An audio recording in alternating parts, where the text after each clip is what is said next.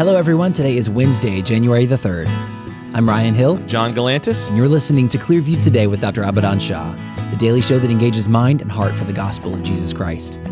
You can visit us online at clearviewtodayshow.com, or if you have any questions for Dr. Shah or suggestions for new topics, send us a text to 252-582-5028, or you can email us at contact@clearviewtodayshow.com. That's right. And you guys can help us keep the conversation going by supporting the show. You can share it online with your friends and family.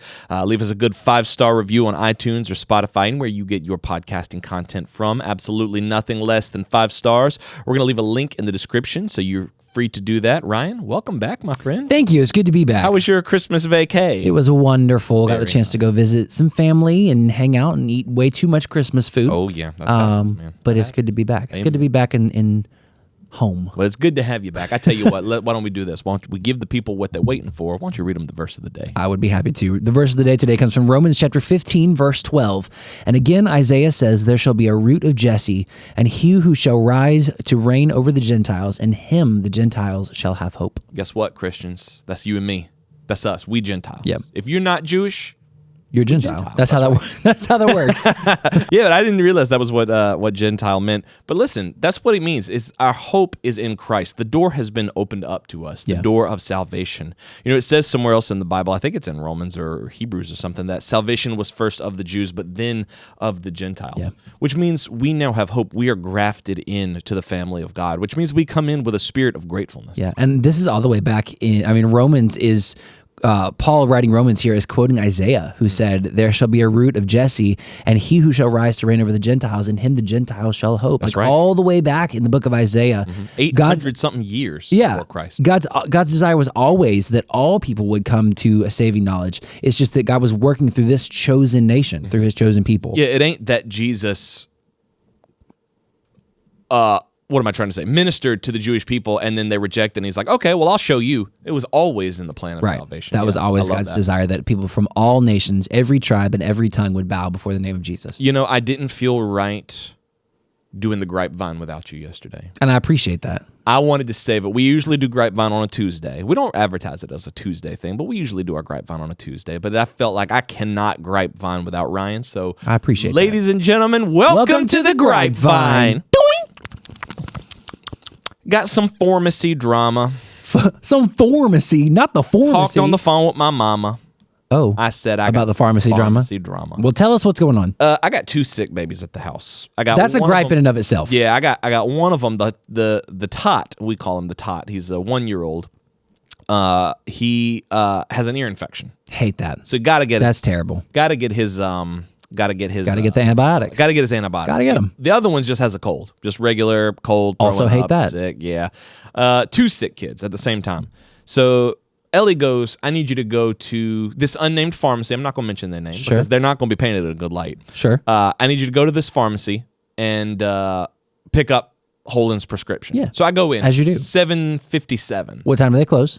The pharmacy apparently closes at 8. Yikes. I mean, I was in a rush. It happens, Sure, man. but It happens. 7:57. I have enough time. Yeah, I'm strolling up to the window at 7:58. I said, Sure. "Hey, my name's John Galantis. I'm here to pick up a prescription for Holden Galantis." They literally start closing the window. Just look at me in the eye. As you're standing there? As I'm standing, like as I'm walking No. up. As I'm walking up. Like, so I'm not standing there talking and then they do it in response. They're like closing. I was like, oh, hey, I'm here to pick up a prescription for my son. I think my wife called, and they just keep doing it. They just keep on. And I'm like, oh, my son Holden Galantis, could you just check real quick before you close?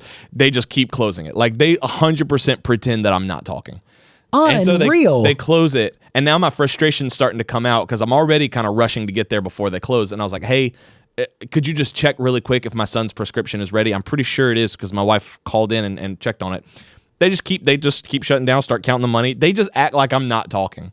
Now, one of our church members works behind the counter, so I was like, I can't go off. In the pharmacy? In the pharmacy. No, not in the pharmacy, at the front desk. Oh, gotcha. At the front desk. It just works. I think typically pharmacies like that are it's sort of like a different department, self-contained. Yeah, because I used to work at a grocery store and they had a pharmacy in there, and it was completely different. We didn't, it was just housed in the grocery store or whatever.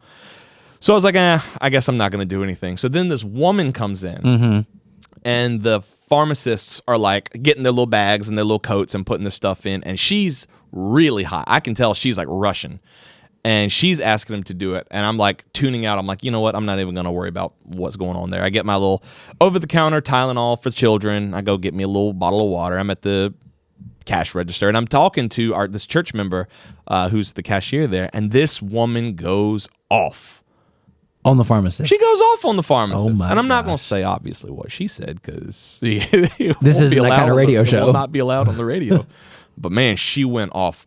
And you know what's funny? Is I was, like, patting myself on the back. This kind of is a Jesus juke here a little bit. I was patting myself on the back for being like, you know what? You're a good Christian. You held your tongue and you... But I had just as bad of an attitude. I was that frustrated with those women. I was like, you know what? I bet I was one bad day away from acting just like that. That's pretty frustrating, though. That woman caused a scene. I'm not gonna lie. But to come in like, I get that it's right at closing. I understand that. But if you've already called ahead and they said the prescription was ready and there's 3 minutes left till closing, that is plenty of time to get medicine for a sick baby. A 1-year-old. A 1-year-old. But like I said, maybe something was going on. Maybe something. Maybe they're not allowed to. Maybe there's regulations. I don't know. I'm not a pharmacist. What I do is a gripe on a radio show. So I'm just doing my job. Maybe you just got to do your job. You know, maybe it is what it is. But that's my gripe. You don't think? You're a nice guy. you demonstrated an admirable amount of self-control in that moment. Because I don't think I would have done the same thing. I think I would have been hot. I was hot. Don't get me wrong. I was fussed. I think I'm just more passive than I am nice. I don't know, man. I would. Yeah, I'm not. I wasn't in that situation, also, so I can't. There's a church member like watching. True. Like that's true. I would have been. I was like, what I would can have I gone do? quick to. Can I speak to your manager? Yeah. Well, that's a good way to do. You could get all that frustration out without causing a scene. Yeah. This lady didn't want to speak to no manager. She just wanted to speak. Yeah. I don't know. Well, write in and let us know what your experience has been with if you've gotten there like right at closing and then they're already closing up. What has your experience been? That can't be just me. Vent to us. That way you don't have to vent out in public and make yourself look bad. You can vent anonymously to the Clearview Today Show. 252-582-5028. You can visit us online at clearviewtodayshow.com. We're going to grab Dr. Shah and we'll be right back. Are you looking for some new worship music to go along with all these amazing shows here on the Truth Network? Well, today's your lucky day because Dr. Shah and myself and a lot of the rest of the Clearview staff have been hard at work writing for the last few months, and we're very excited to share Clearview's new EP with you, Together Forward. Not only do these songs sound great, but each and every single one of them were born from a place of genuine worship and prayerfully written by our team right here at Clearview Church. It's available right now on iTunes, Amazon, Spotify, anywhere digital music is sold. So make sure to pick up your copy today and let us know how these songs are helping you, whether they're helping your worship band in your church or just in the car or around in your everyday life. Email us at info@clearviewbc.org. You can also support the ministry here at Clearview Church by visiting us online. That's clearviewbc.org/give. Thanks for listening. Now back to the show.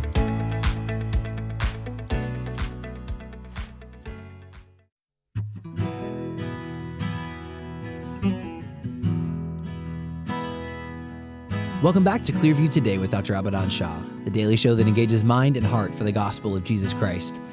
You can visit us online at clearviewtodayshow.com, or if you have any questions or suggestions for new topics, send us a text 252-582-5028. That's right, and we're here in the Clearview Today studio with Dr. Abadan Shah, who is a PhD in New Testament textual criticism.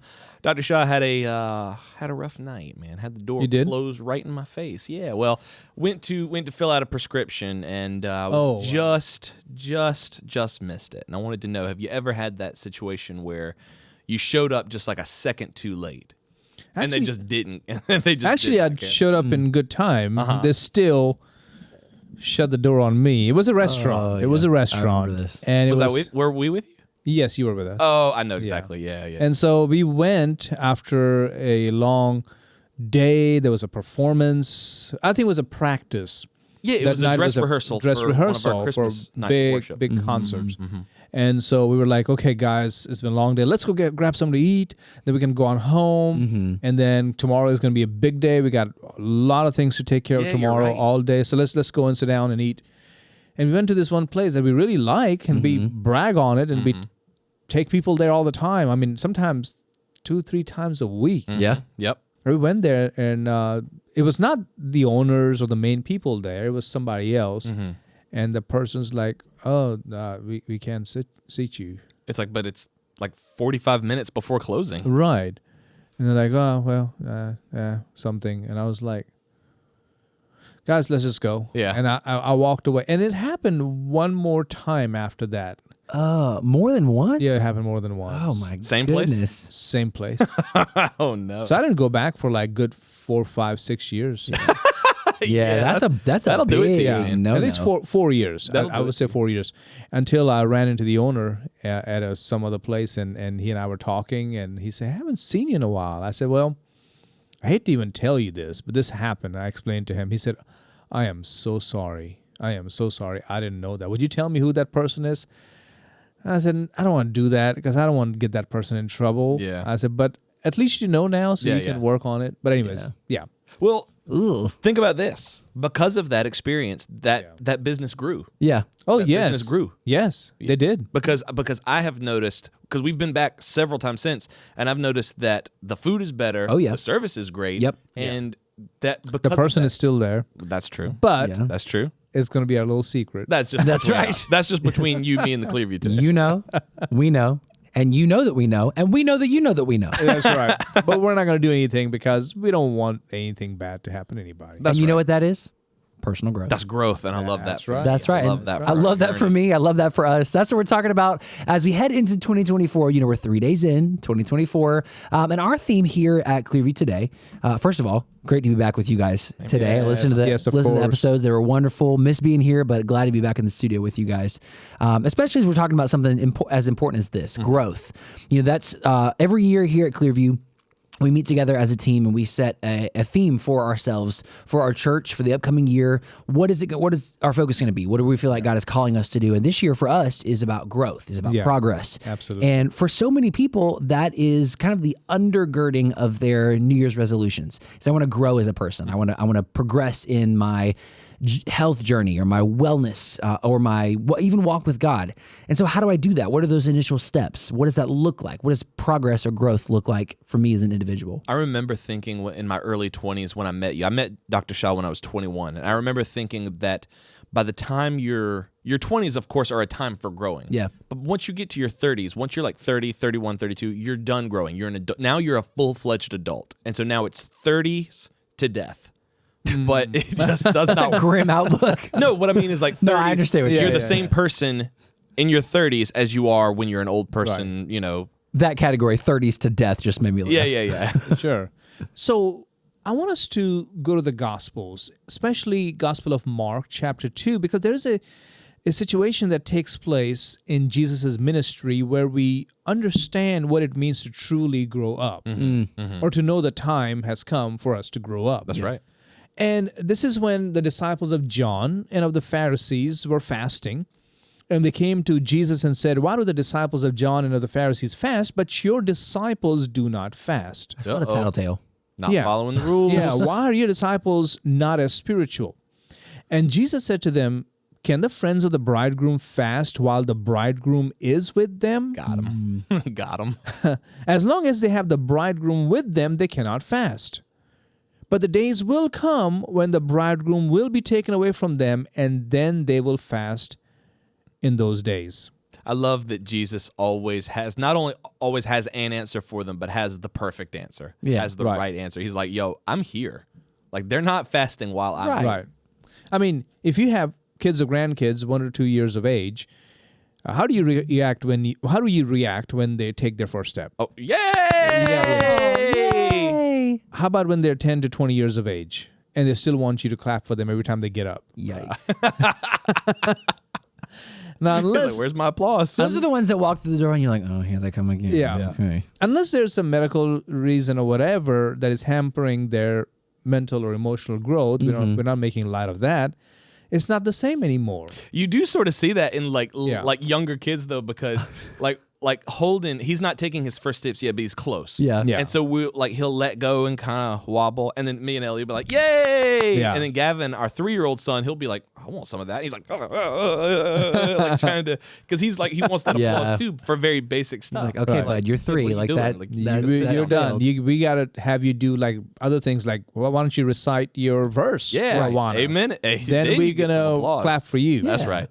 Now, most Christians are 10 to 20 years or even more in their faith, but they still act like they are 1 to 2 years of age. And they still want you to clap for them when they spiritually stumble from the coffee table to the couch, and they still want you to call them cute when they make spiritually funny faces. Yeah.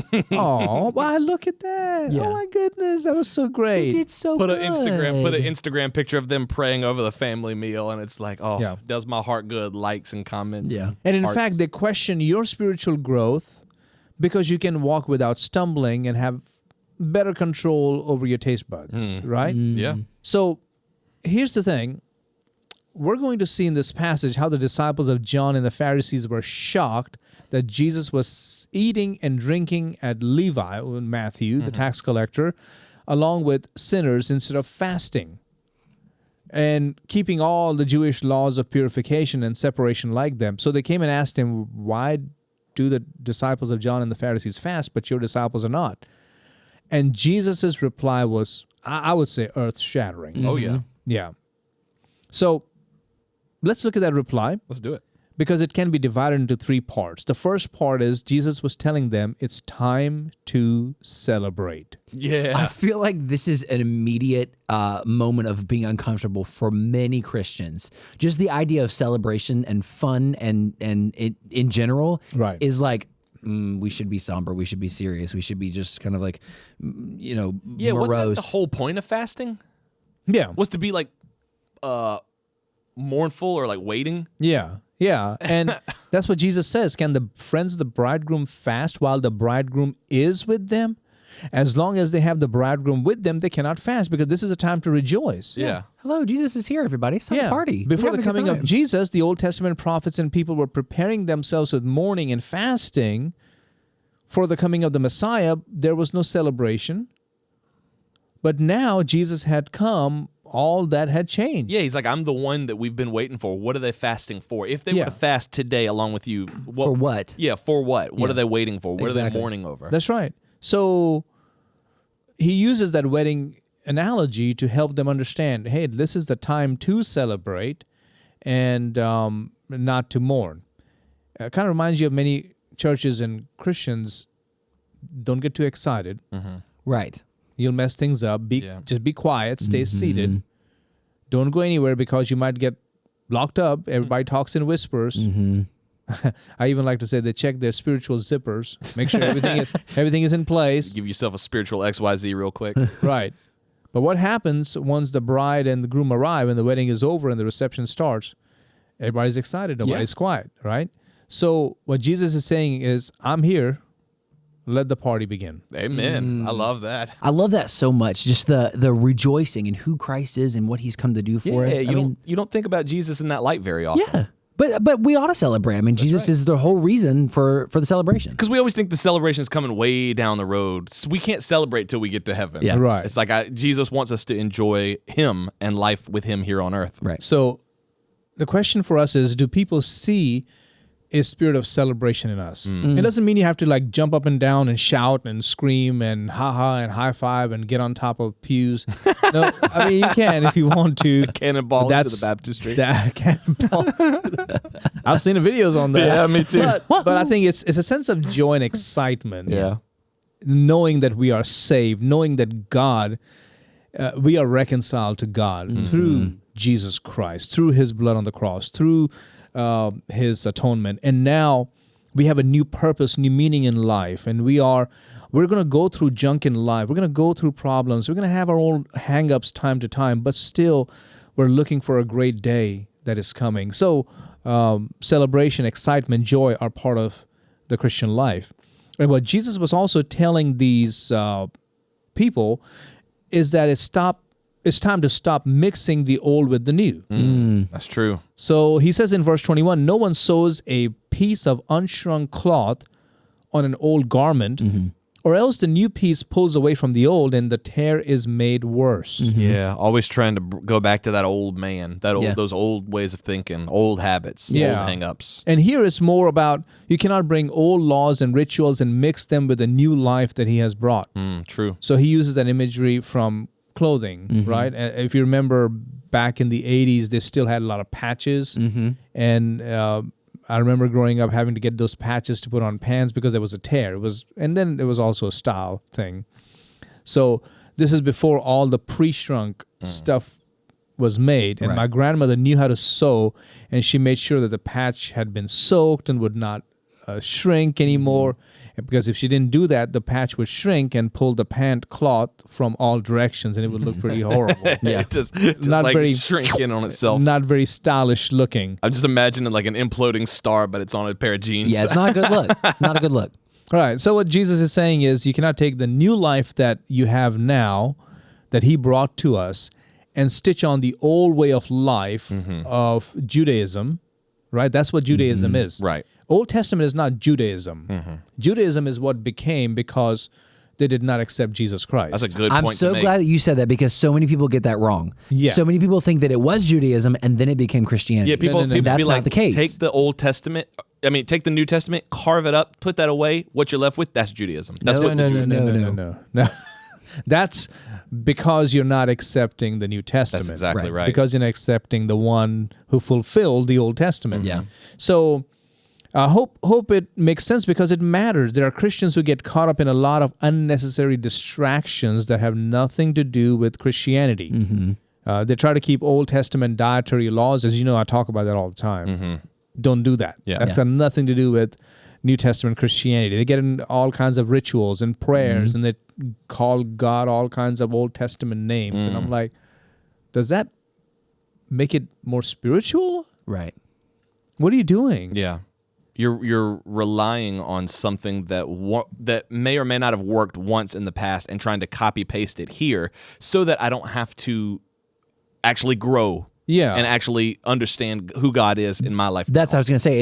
It's that contrived spirituality is a marker of immaturity. Yeah. Yes, it is. It is. And people get caught up in all these Hebrew names and the Hebrew root movement and all that kind of junk. And folks, listen, that is not only laughable, but it's sometimes I think it's dishonoring to God. Yeah. That's true. Yeah. Now don't say Jesus, it's Yeshua. I'm like, it's like why? Because that's the name, not Jesus. Jesus is what happened. Look, I study Greek and Hebrew and ancient languages. I know how it went from Yeshua to Jesus. I get it. But calling Jesus Yeshua does not mean that he goes, oh, I have to answer that one now. Yeah, like I'm going to trap him. Right. They got the pronunciation right. I better answer. Like he's Beetlejuice or something. Like I say his name 3 times and he's just forced to appear. No. If sin is in your heart, he's going to deal with you. That's right. And here's a person over here who is full of Jesus, and he says Jesus. Jesus is going to listen to him. That's right. So Old Testament is our foundation, but at the same time, we need to realize that the New Testament is the key. We got to work together on that. That's right. So we can go back to the Old Testament period and start interacting with God as if Christ has not come. That is beyond foolish. That's right. So Romans 14, it says, receive one who is weak in the faith, but not to disputes over doubtful things. For one believes he may eat all things, but he who is weak eats only vegetables. Let not him who eats despise him who does not eat, and let not him who does not eat judge him who eats, for God has received him. Verse 8, for if we live to the Lord, and if we die to the Lord. Therefore, whether we live or die, we are the Lord's. That's right. One of the things that you're very big about is making sure that key doctrines are right and they're there. Yeah. At the same time, there's so many Christians out there who just want to be right. Right. They just want to be correct. Yeah. Maybe correct is the better way to say it. Right. Yeah. So don't get caught up, as Colossians talks about, getting into judging food and drink and festival or new moon or Sabbaths, which are a shadow of things to come, but the substance is of Christ. That's right. And Hebrews 9 talks about that. Hebrews 10 talks about that. But it's time to change the containers. That's what Jesus tells them. Listen to verse 22. Again, for those of you who are just joining us, we're talking about growing up in the Christian life, and we're looking at it from a very different perspective here from Mark chapter 2. And now I'm reading verse 36, I believe. Is that correct? 22. 22. Where Jesus is telling these disciples of the Pharisees and John who are saying, why are you not fasting? Why are your disciples not fasting? And Jesus is reminding them, he's here. Mm-hmm. Right. The fulfillment is here. Yeah, no need to fast. I'm here. Yeah, I'm here. The time has come to rejoice. And then he says in verse 22, and no one puts new wine into old wineskins, or else the new wine bursts the wineskins as it ferments and grows. Mm-hmm. The wine is spilled and the wineskins are ruined, but new wine must be put into New wineskins. wineskins. Makes sense. But we still got some big problems with it. Still get it twisted in the spiritual life, apparently. Right. That's right. The container of the truth has to change. Yeah. I mean, like at Clearview, we like traditional things. Mm-hmm. We do. We have stained glass and we have, scripture reading and all that kind of stuff. We do. We have communion every 6 weeks or whatever. We make sure things are done very properly. Having said that, we also have new songs. That's right. We have contemporary worship. Mm-hmm. And that does not make us less spiritual. Right. I believe it's actually beautiful to see a new song unto the Lord. Because the one thing that's not changing is the truth that you're preaching. Right. Your preaching is not some new, fun, inventive, creative theology, some new doctrine that's going to just change the game. Yeah. It's the same thing that it's been for 2,000 years since Jesus preached it. Right. We still hold to the inerrancy of the Word, Mm-hmm. the Scriptures, the doctrine of the Trinity, the salvation by grace through faith in Christ alone, literal heaven and hell. We still believe in Jesus Christ being fully God, fully man. I mean, my list can go on and on. Mm-hmm. Having said that, it is great to see new things happen Yep. without compromising our core doctrine. That's right. That's right. And that's a mark of growth. Oh, yes. That's right. That's a mark of growth. And that's the goal, and it should be the goal of any church, is Yeah. growth, is personal growth, progress. Yeah. And that's become our theme this year. That's right. It's all about growing in your understanding of who God is and of what that means for you as a believer and what that means for you in a ministry context. If you're involved in ministry, if you're involved in the church, it may be that if you feel stagnated or if you feel like, we're struggling with this idea of celebrating with Christ's presence, maybe it's time to grow up. It's time to develop some spiritual maturity. That's right. It's so important for us, especially as we're headed into the new year. If you enjoyed today's topic, if it was helpful for you, if it helped you as you're heading into the new year, develop that sense of spiritual maturity, write in and let us know, 252-582-5028. Or you can visit us online at clearviewtodayshow.com. Don't forget, you can partner with us financially. Become part of our Clearview Today Show family as we seek together to impact the nations with the gospel of Jesus Christ. That's right. And before we close, I do want to read this verse. David, our engineer, actually just sent this from the back. It's a verse that says, "Therefore the law was our tutor to bring us to Christ, that we may be justified by faith." Amen. Purpose Perfect. in everything. It leads us to maturity. It's not the end all be all, but the law leads us to Christ. That's right. So important for us. As we close, I want to remind you guys, head over to mightymuscadine.com and check out their line of products there. Wonderful products for you, for your wellness, especially as you're headed into the new year. Make sure you use the promo code TODAY, that's TODAY, for a discount on your purchase, as well as a portion of that purchase coming right back here to the Clearview Today Show. John, what's coming up tomorrow? Well, we're talking about growing, right? And so one of the things that we grow in is our prayers. As we grow spiritually, our prayers start to grow as well. And it's Or it weird oughta. because, beg pardon? Or it oughta. They ought It ought to. Oh, it oughta. It I was ought like, to. It should. I was so lost. I was like, oh, oughta. Couple of Corey Vandam on point? That's what I was like. Okay, yeah, or it oughta. Yes. How do I close this episode? Listen, Otter. as You're you otters. as you grow, so also will your prayers grow. Join us tomorrow. We're going to talk about it here on the Clearview Today Show. We love you guys. We'll see you tomorrow on Clearview Today.